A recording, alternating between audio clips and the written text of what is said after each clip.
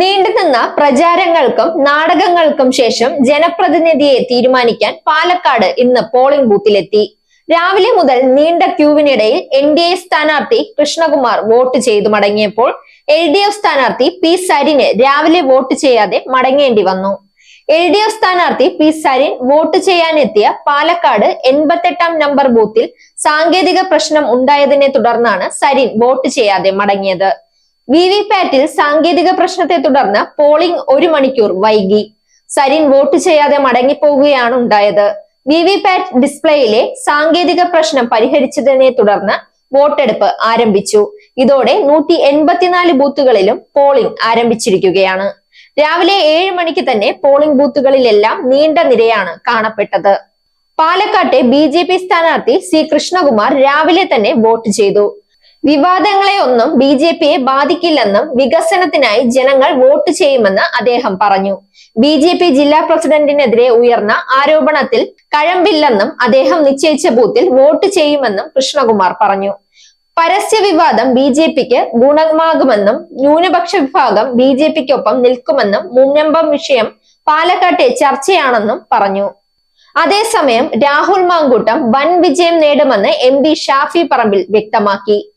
LDFന് ഏറ്റവും നല്ല ചിഹ്നം മുമ്പുണ്ടായിരുന്നെന്ന് പരിഹസിക്കാനും ഷാഫി മറന്നില്ല.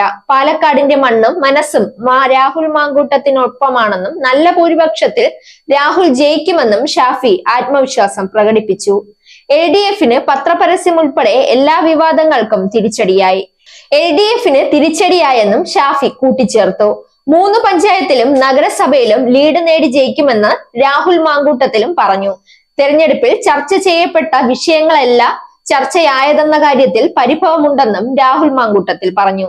സന്ദീപ് വാര്യർ ഒരു രാത്രി കൊണ്ട് സ്ഥാനാർത്ഥിയാകാൻ വന്നതായിരുന്നുവെങ്കിൽ കൈ കൊടുക്കില്ലായിരുന്നുവെന്നും പറഞ്ഞു. ഇരട്ട വോട്ട് തടയുമെന്ന് പറയുന്നത് സംഘർഷമുണ്ടാക്കാൻ വേണ്ടിയാണ്. പരസ്യ വിഷയത്തിൽ CPM നിലപാട് തട്ടിപ്പാണ്. സന്ദീപ് വാര്യർക്കെതിരെ പരസ്യം കൊടുത്തവർ എന്തുകൊണ്ട് സുരേന്ദ്രന്റെ നിലപാടിനെ കുറിച്ച് പരസ്യം കൊടുക്കുന്നില്ലെന്നും ചോദിച്ചു. എന്തുകൊണ്ട് BJP സ്ഥാനാർത്ഥിയുടെ നിലപാടിനെതിരെ പരസ്യം കൊടുത്തില്ല? ഒരു വോട്ട് RSSന് കുറയുമ്പോൾ മതേതര മൂല്യമുള്ള പ്രസ്ഥാനം സന്തോഷിക്കുകയല്ല വേണ്ടതെന്നും രാഹുൽ മാങ്കൂട്ടത്തിൽ ചോദിച്ചു. RSSൽ നിന്ന് ഒരാൾ കൊഴിഞ്ഞാൽ അവരുടെ തന്നെ സഹോദര സംഘടന കമ്മ്യൂണിസ്റ്റ് ജനതാ പാർട്ടിയിൽ നിൽക്കണമെന്നാണ് CPMന്റെ ആഗ്രഹമെന്നും വിമർശിച്ചു. SAG News, Thiruvananthapuram. Entertainment meets information. That's SAG News.